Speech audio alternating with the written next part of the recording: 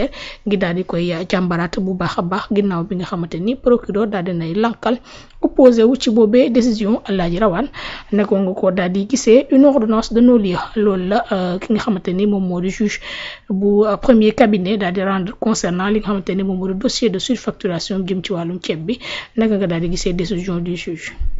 waaw qui n'est pas boo xamante ni bon bettewul trop parce que li tax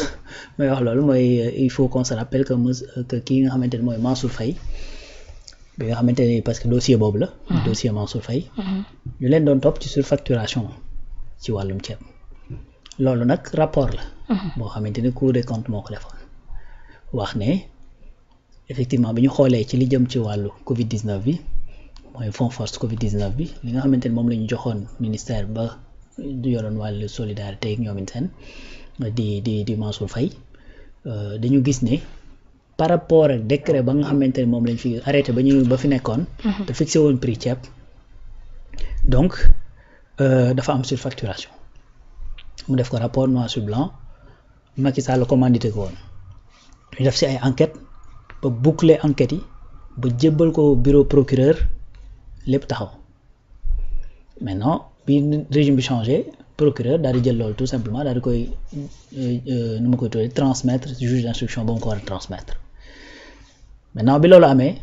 Mansour jël ay avocats am contesté de manière sérieuse li mu contesté dafa ne arrêté bi nga xamante ne moom lañ teg sur la table ça date de 2013 te normalement 2 mois la war a def dañ ko war a renouveler buñ ko renouveler wul effectivement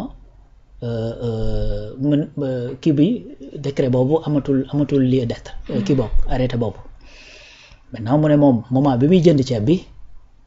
bi gënoon naa cher li ne woon ci arrêté boobu parce que arrêté bi dafa ne woon ceeb bi 250 lay jar le kilo ñu gis ne ñoom bi ñuy jaay ceeb bi 350 lañ ko doon jaayee le kilo l'explication bi ñu joxe nag mooy moment bi ñuy jënd ñoom prix ceeb yokkoon na ci diggante bi n'est-ce pas mu indi documentation indi loolu moo nekkoon ces lignes de défense mu présenté ko devant le juge d'instruction kooku ne ko effectivement gis nañ ni def nga contestation sérieuse demal nga toog sa kër en attendant ñu yeggale li nga xamante ni moom mooy instruction bi il faut nag rappeler une chose et c'est un principe sacré c'est-à-dire un juge d'instruction dafay instruire à charge et à décharge du à décharge c'est-à-dire bu fekkee dafa wër gis ne loo xamante ni yow moom gisul lu mën a étayer le fait que mu war la téye ben tout simplement dalay baax nga dem doxi say soxla ak koo mënti doon ak lu ñu mën a njort ci yow ak lu ñu la mënti toppee bu juge d'instruction demee ba gis ci axulaay taalam ne gisul loo xamante ni war la ci mën a toppee dalay décharger tout simplement donc c'est ce qui s'est passé et pourquoi je dis que c'est logique parce que boo toppee kii di Mansour Faye à partir de moom instruction yu mu joxe parce que moom moo nekkoon l'ordonnateur des dépenses ci ministère boobu nekkoon ñu ngi gis ne topp nga ko ci surfacturation ci lu jëm ci wàllu ceeb et cetera nga dem ba gis ni surfacturation tout simplement amul contesté na ko de manière sérieuse ben keneen koo ko doon toppandool ci loolu c'est normal que nga ne ko demal sa yoon tout simplement parce que comme gisuma surfacturation ci lii te yow loolu laa doon toppee kon amul problème mën nañ la bàyyi nga dem bien que sax yaa naa ñu doon wax naan woy comme lu mel ni Omar Youm surfacturation amul ci code pénal ben surfacturation amul ci code pénal c'est normal comme ni rayee nit ak paaka amul ci code pénal doo gis ci code pénal fu ñu la bindal ne la rey nit ak paaka wala rey nit ak pistolet wala rey nit par pendaison parce que mënoo lim façon yi ñu mën a reyee nit yëpp mën naa nekk da nga ko bamax mën na nekk yet nga ko dóor mën nga kii et cetera c'est-à-dire le moyen bi ngay utiliser pour commettre infraction bi duñ ko lim c'est-à-dire infraction bi la ñuy wax donc loolu mooy li nga xamante ne moom lañ leen toppee si le juge dafa wax ne moom càmbar na xool na gisul loo xamante ne war na leen cee mën a yóbbu jugement mais yëf yi fa lay yem donc ci la jël ordonnance de non-lieu sauf que procureur encore une fois nga xamante ne moom moo fi toogal li nga xamante ne mooy le ministère public moom moo interjeté appel xam nga lii dafay fàttali la nga xamante ni Ousmane Sonko doon na ko wax un jour ne mënuma comprendre ñu nekk fi di tudd ay nit ci ay milliards ngay topp ay nit ci ay 50 millions ak ay ñoomin seen donc tey dafa am ay dossiers yoo xamante ni boo ko enrôlé fekk ne am na yu gën a compliqué wala yu gën a grave yi fa nekkoon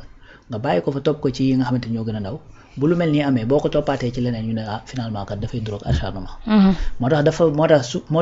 je me rappelle jour bi ñuy waxtaanee fii première fois bi ñu woowee Madiambal Diagne ak deuxième fois bi ñu ko woowee je l'avais dit que ni il faut que ñu éviter di woo nit ñi ci yoo xamante ni dëgërut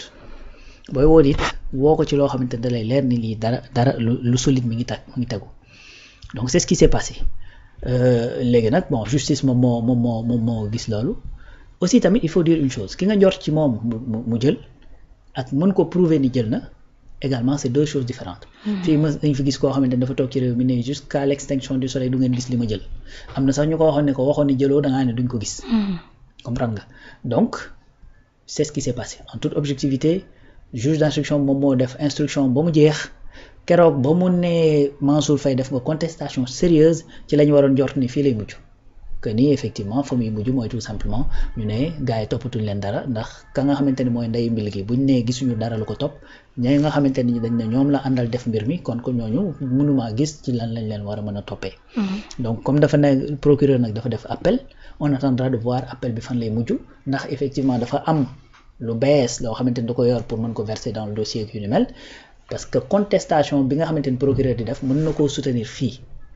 dama déglu un expert boo xamante ni dafa nekk ci ministère des commerces muy expliquer li jëm ci wàllu arrêté boobu gis nga même arrêté bi fixé kii boobu noonu bi fixé prix ceeb boobu moo fixé prix gaz boobu ko fixé ba tey prix gaz changé wul te arrêté boobu changé wul parce que dafa am ay produits yoo xamante ni c'est des produits de première nécessité. loolu état bu ci xasee ba fixé prix tant que changé wul prix bi c'est-à-dire c'est les mêmes prix nga koy wéy di jaay. dafa am des produits de première nécessité ceeb da cee bokk gaz da cee bokk n'est-ce pas. donc bu ci état xasee ba génnee arrêté ba fixer prix bi c'est-à-dire li koy changer mooy mu génnewaat beneen bu ñu demee ba gis nañ ko war a changer pour éviter spéculation parce que tey imaginer ñu jékki-jékki rek ñu ne arrêté bi def na 2 mois jeex na donc fixé wuñu prix yi ku nekk daal di jël ceeb bi daal di koy jaayee lu mu la neexee. donc pour éviter loolu dafa am ay produits yoo xamante ne état da koo listé ne produit sangam ak sangam yooyu ceeb da cee bokk gaz da cee bokk bu ma xasee ba fixé à travers benn arrêté tant que arrêté boobu dañul c'est-à-dire le prix reste fixé ci arrêté boobu bu ñu demee nag ba gis ni jaadootul su boobaa soit dañ koy signaler soit ñu waxtaanee ko soit ministère bi jël sa responsabilité changer. defaree ko neneen xëy na bu fekkee ne sax dañuy wax naan négligence dafa am ministère du commerce ba fa nekkoon ca moment boobu moom mën nañ ko pointer du doigt. ndax munoo def 2013 ba 2020 nga bàyyi fi même arrêté bi alors que ci diggante bi am na ay situation économique yoo xamante ni changé nañ ci àddina bi. bien sûr donc loolu muy benn yeneen produits yi nga xamante ni bokkuñu ci loolu je pense aussi suukar ci yooyu la bokk mooy yi nga xamante ni bu ñu fixé kii bi yeneen produits yi nga xamante ni bokkuñu ci dañ ne la maanaam bu ministère bi fixé prix bi c'est pour 2 mois renouvelable une fois bu ko renouveler une fois bu 2 mois yi jeexee. même su génnewaatul beneen arrêté boobu kenn mënu tujjee sukkandiku. d'accord tu vois mais par contre ligne de défense boobu la Mansour ñëw teg sur la table parce que dafa ne depuis 2013 la romb na 2 mois kenn renouvelé wu ko donc loolu kenn mënatu cee basé wu. et comme j'ai dit je suis pas expert là-dessus li may wax nii c'est une vidéo je me rappelle plus du nom mais c'était sur Walfadjri le gars c'est un expert bu nekk fële nga xamante ni moom mooy ci ministère du commerce muy expliquer loolu mais dafa am arrêté ci produit yoo xamante ni bu ñu ko fixé tant que arrêté génnaatul c'est le même prix qui court. d'accord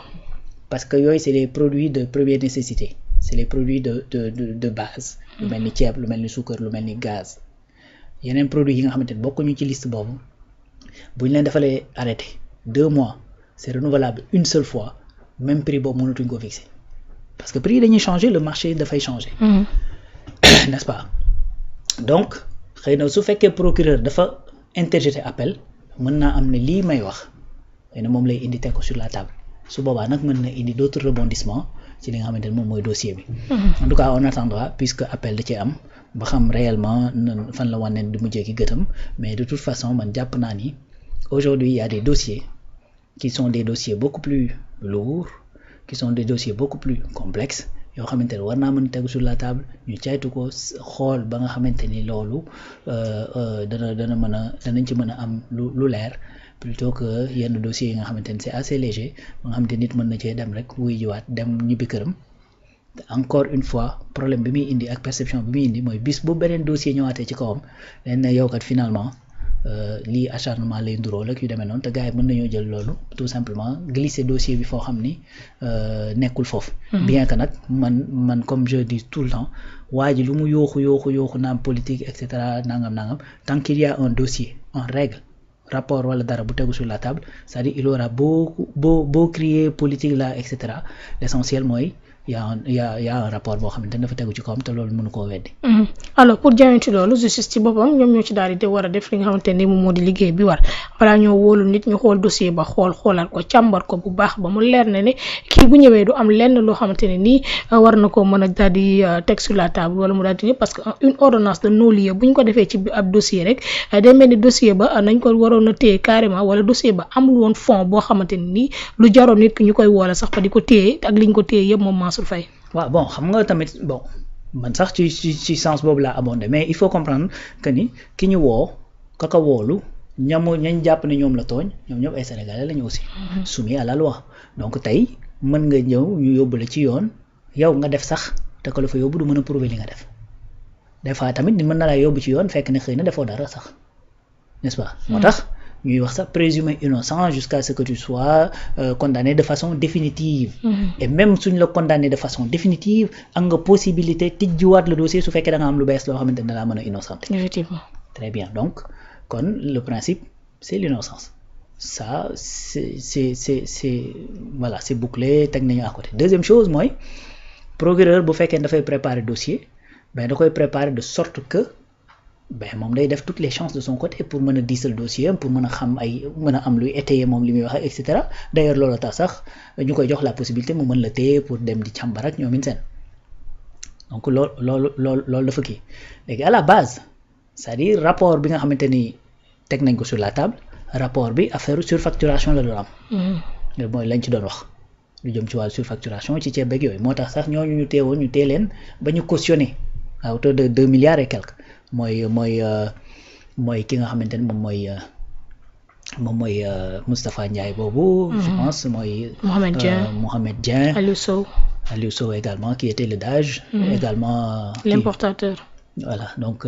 mooy le Sénégal libano-sénégalais je crois. donc voilà moo taxoon ñu kii leen moo tax dañ leen teewoon sax dans un premier temps après dañoo cautionné de manière solidaire pour mën a dem ñibbi seeni kër. léegi nag dossier boobu moom moo rogalaat ci Mansour ñu jël ko yóbbu ko à l'Assemblée nationale et les députés ont visé effectivement les mêmes charges mooy surfacturation léegi bu fekkee ne même charge yooyu la léegi nag moom mu ñëw ak ay avocats am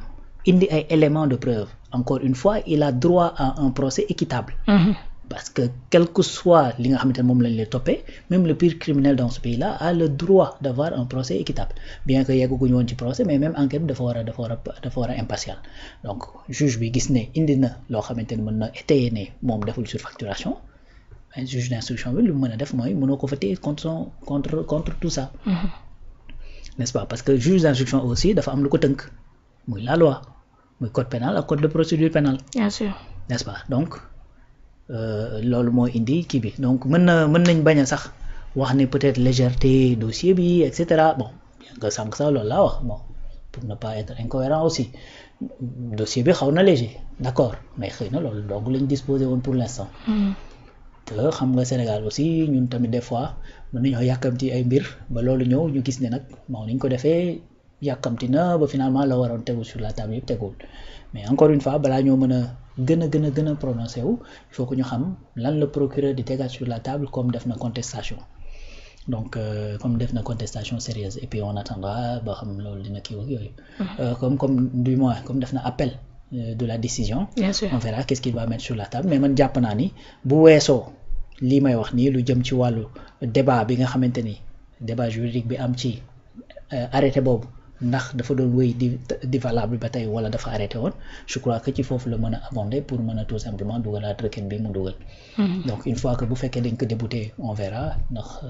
kii na mais il faut comprendre une chose mooy quel que soit lu ñu mën a accuser nit fii ci réew mi c'est-à-dire il est présumé innocent et que bu yoon demee ba gis ni